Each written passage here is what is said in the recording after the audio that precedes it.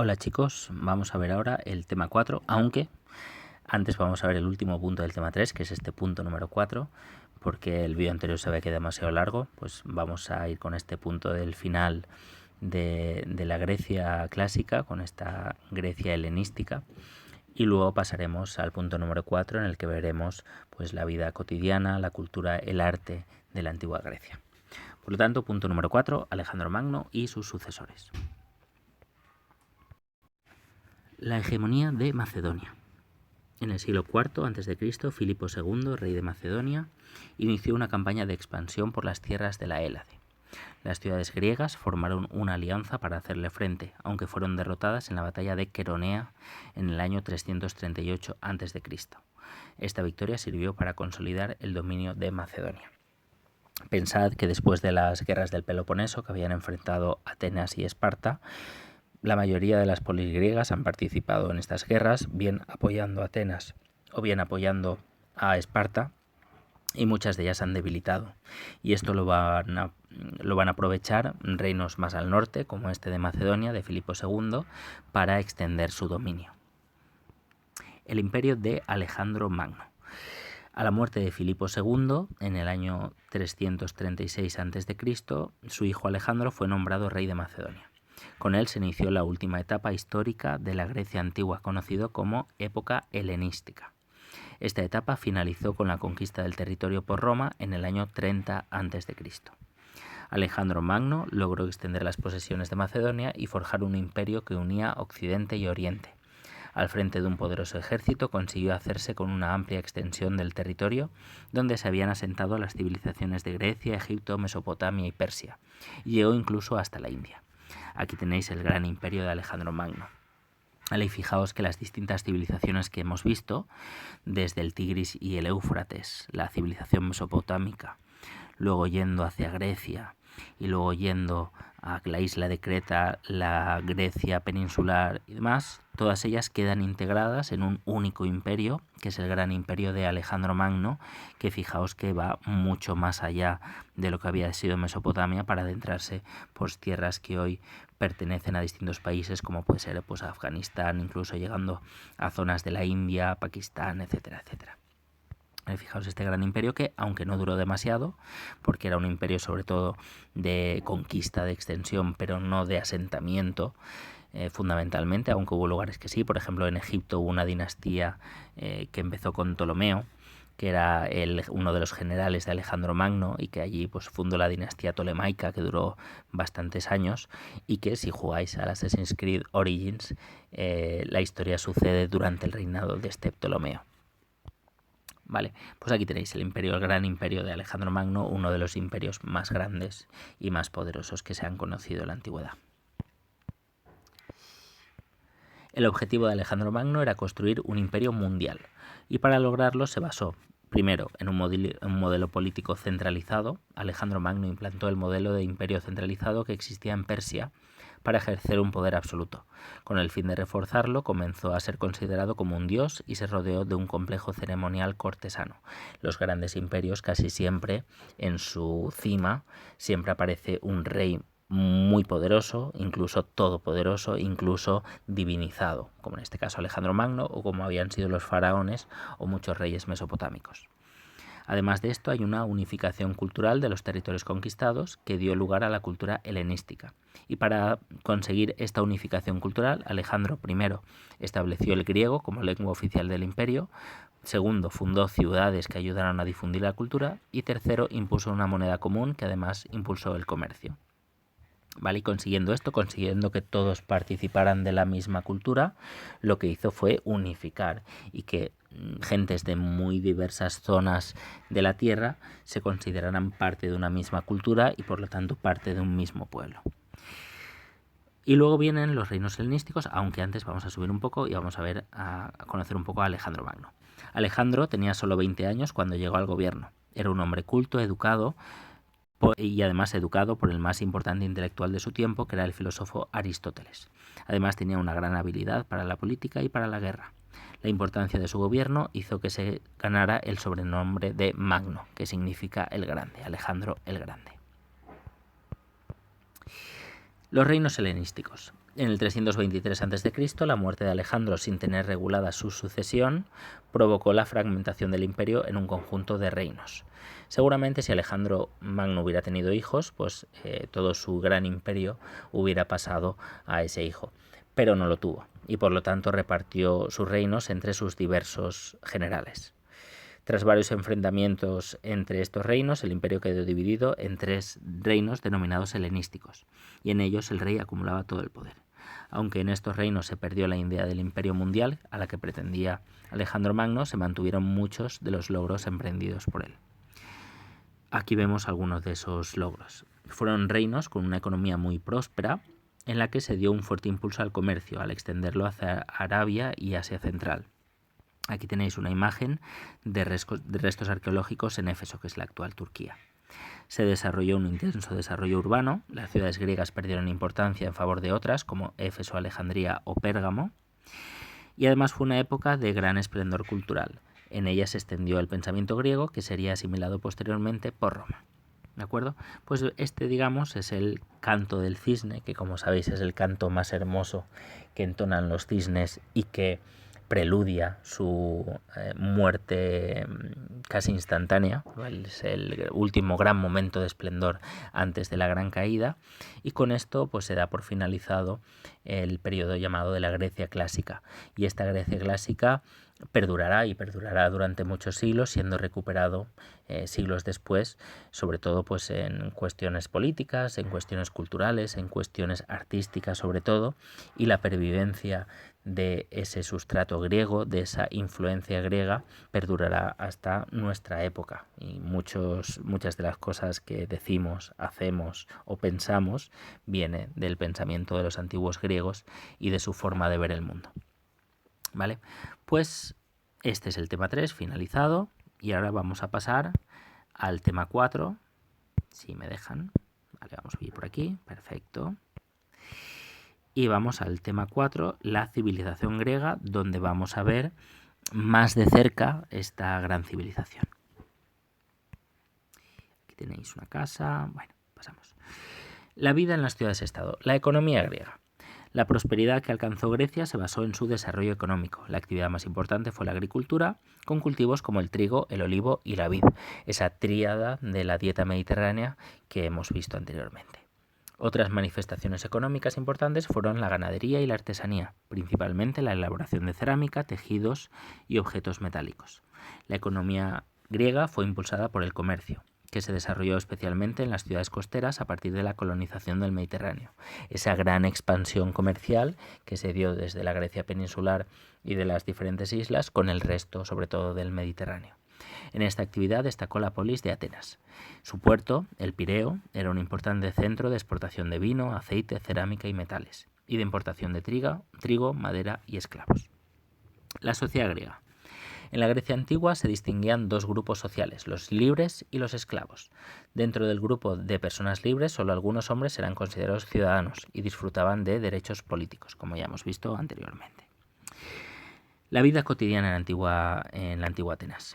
La sociedad se organizaba en familias con una estructura patriarcal, es decir, en ellas los hombres tenían el papel más importante. Los matrimonios de los ciudadanos solían concertarse entre el hombre y una representante de la futura esposa, cuya función era ocuparse de los hijos y de los esclavos domésticos. Dentro de la casa, la mujer tenía reservado un espacio lejos de la actividad pública, el llamado gineceo. Era una habitación reservado para las mujeres, y allí realizaban pues, las actividades que tenían encomendadas en esta organización que era la familia griega. En el gineceo también vivían los hijos y allí recibían su educación inicial. Las hijas se educaban en casa hasta que se casaban y posteriormente al matrimonio pasaban a la casa de su esposo, mientras que los hijos varones a partir de los 6 años los educaba un pedagogo. Los hombres controlaban la vida política, económica y familiar. El espacio de la casa destinado a ellos era el andrón, donde podían celebrar reuniones y banquetes que recibían el nombre de simposios. ¿Vale? Y aquí veis pues, algunas de las palabras como gineceo, ginecólogo, por ejemplo, que es el médico de las mujeres. Gine significa mujer, ¿vale? Y andrón es hombre. De ahí viene pues, muchos de los nombres actuales que empieza por andro, que significa hombre. Los varones atenienses se dedicaban principalmente a sus negocios. Durante su tiempo libre realizaban algunas actividades públicas, como asistir a los baños y gimnasios y algunas celebraciones deportivas y artísticas en honor a los dioses. Además, podían participar en las asambleas ciudadanas, donde se debatían las cuestiones de la polis. Las asambleas atenienses, lo tenéis aquí, el sistema de gobierno propio de la polis de Atenas y de la polis de Atenas, y de las ciudades-estado pertenecientes a la Liga de Delos, era la democracia, ¿de acuerdo? Mientras que en Esparta y las ciudades relacionadas con Esparta tenían otro tipo de organización política. La principal institución de esta forma de gobierno era la llamada asamblea. Las asambleas se celebraban en el ágora y en ellas el orador expresaba su opinión sobre una cuestión desde la tribuna y luego pedía que el resto votara. Todos los ciudadanos podían hablar en la asamblea y participar en la toma de decisiones con su voto a mano alzada. Vale, y aquí veis una imagen del orador en la tribuna y a los ciudadanos, como veis todos hombres, escuchándole y dando su opinión sobre aquello que tenía que decir. ¿Vale? Por lo tanto, las decisiones en Atenas y en las ciudades relacionadas con Atenas en la Liga de Delos se basaban en ese concepto de democracia, de gobierno de todos. Por último, vamos a ver la educación. La educación en Atenas, en esta columna que veis aquí al lado. Los pedagogos eran maestros privados que educaban a los hijos varones de los atenienses ricos. Los formaban en letras, música y gimnasia. Y a partir de los 18 años se les preparaba para la vida militar y la política, dada la preocupación de los atenienses por transmitir los valores de su sociedad. Vale, pues aquí tenemos el primer punto en el cual hemos visto la economía y la sociedad, cómo se ganaban la vida, cuáles eran sus principales actividades económicas y en segundo cómo estaba organizada la sociedad. Claro, ahí dependía de cada una de las polis. Las polis se organizaban de forma distinta, aunque como veis habían características comunes como esta de la democracia en el caso de Atenas y las ciudades relacionadas con ella. Punto número 2, el pensamiento griego. La cultura griega alcanzó un gran desarrollo y es considerada por muchos la base de casi todas las artes y ciencias posteriores. ¿Por qué la cultura griega tuvo tanta importancia, fue tan brillante y todavía hoy es conocida y reconocida como una de las culturas más ricas que existen? En primer lugar, el desarrollo económico y político permitió que hubiera individuos dedicados exclusivamente a las actividades intelectuales y artísticas, ¿vale? Lo que se llama la especialización. Si hay gente dedicada a cultivar, hay gente dedicada a hacer objetos artesanales, puede haber un conjunto de la sociedad, ¿vale? Parte de la sociedad que se dedique al pensamiento o se dedique a la invención de nuevas técnicas, se dedique a la escritura, etc. El contacto además con culturas avanzadas como las de Egipto y Mesopotamia les sirvió para asimilar conocimientos matemáticos y astronómicos. Además tenían una religión sin sacerdotes que controlasen el poder. Como consecuencia, el pensamiento se desarrolló sin condicionamientos religiosos. Es decir, había una casta sacerdotal, sí, pero una casta sobre todo de servicio. Eran los que cuidaban del templo, los que lo tenían limpio, los que recibían y cuidaban las ofrendas, pero no era una jerarquía sacerdotal. No eran ciudadanos con privilegios especiales que les ponían por encima de los demás. No, eran una casta, por así decirlo, de servicio. La filosofía y la ciencia. Los griegos fueron los primeros que intentaron comprender el mundo basándose en la razón. Esta reflexión racional fue el origen de la filosofía. Filosofía significa amor a la sabiduría, que trataba de explicar la realidad humana y de la ciencia, que buscaba leyes universales a través de la aplicación del método científico. Los primeros pensadores griegos reflexionaron sobre el origen y la naturaleza del universo. Una de estas figuras fue Pitágoras, quien destacó como matemático. En la filosofía griega, por decirlo de una forma muy básica, sobre todo se tiene en cuenta seguramente tres momentos, los llamados filósofos presocráticos, que son aquellos que se pasan la vida pensando de qué está formado el mundo. ¿Cuál es el elemento esencial en la formación del universo? ¿Es el agua, como decía Tales? ¿O es el aire, como decía Anaxímenes? ¿O son los átomos, como decía Demócrito? Se pasan la vida buscando ese origen del mundo y ese elemento que lo conforme todo. En realidad pensaréis, pues qué tontería. Pues bueno, a ojos vista según la mentalidad actual, sí, era un poco, estaba de más, pero lo que sucede es que los griegos necesitaban comprender su mundo y un mundo que no es comprendido es un mundo que provoca miedo, que provoca rechazo, angustia vital, y por eso se dedicaban tantas horas a tratar de explicarlo y de explicárselo al resto de ciudadanos. Después de los filósofos presocráticos, pues están dos de los filósofos fundamentales y que explican buena parte de la filosofía de la actualidad incluso, que son Platón y Aristóteles. En cuanto a la literatura, la cultura griega fue el origen de varios géneros literarios, la épica, la lírica y el teatro. La épica es el género que refleja en unos relatos que en principio eran orales el pasado de un pueblo y de sus héroes. La figura más importante evidentemente es Homero, creador de la Ilíada y la Odisea, como ya os he contado, mientras que la lírica era la poesía, que se tocaba al son de la lira y que tenía que ver eso con la música, y eran composiciones rimadas, sincopadas, armoniosas, ¿vale? Que hablaban pues, sobre todo pues, del amor, de cuentos, etc. La filosofía era minoritaria y se ocupaba de los sentimientos de los poetas. Por último está el teatro, que fue un género muy popular, y en ellas hay tragedias con autores como Esquilo, Sófocles o Eurípides, o comedias en la cual destacan las obras de Aristófanes, como veis aquí. En cuanto a la religión, como sabéis, es una religión politeísta, y además los dioses son dioses antropomórficos, es decir, tienen aspecto y comportamiento humanos. No son dioses que están sí que están por encima de los humanos, pero tienen comportamientos muy humanos. Es decir, no son dioses perfectos, intocables, incapaces de caer en el error. No, son dioses que se equivocan, que caen, que pierden, que a veces se ven raptados por pasiones totalmente mundanas. Son dioses muy parecidos a los hombres, ¿vale? Aunque son inmortales y son poderosos, por supuesto.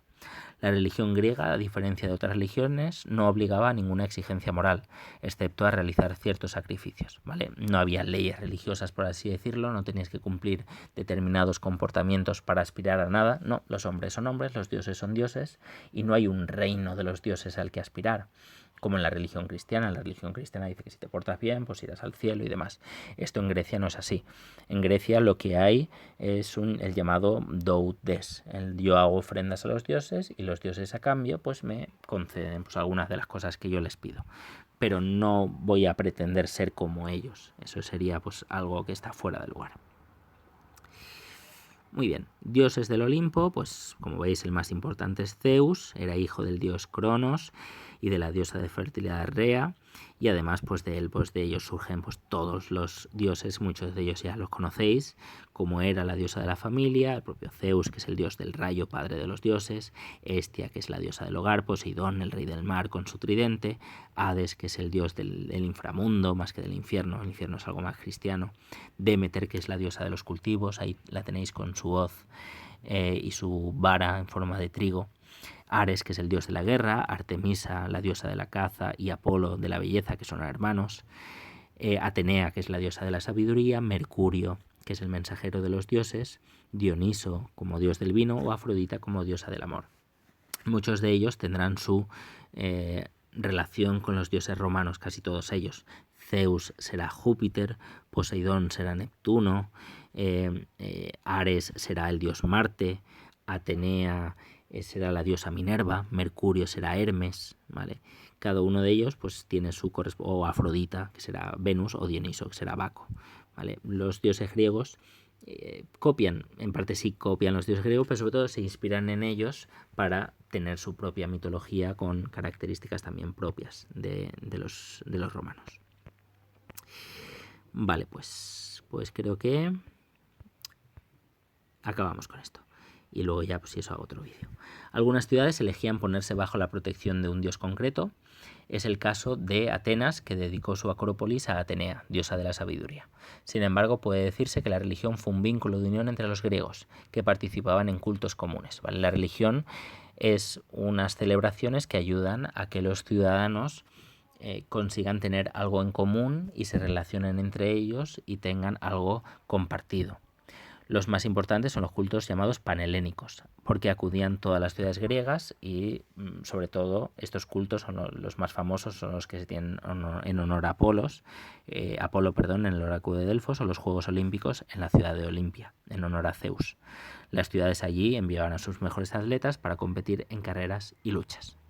¿vale? Los siguientes puntos ya lo veremos el próximo día. Y actividad que os dejo para esta parte de la lectura del tema es que me busquéis a un dios griego que empiece por la inicial de vuestro nombre y me hagáis una descripción de cómo era, cómo se le representa en las imágenes y de qué era Dios, ¿vale? Y qué características tiene, ¿vale? Por ejemplo, Camilo, pues la C.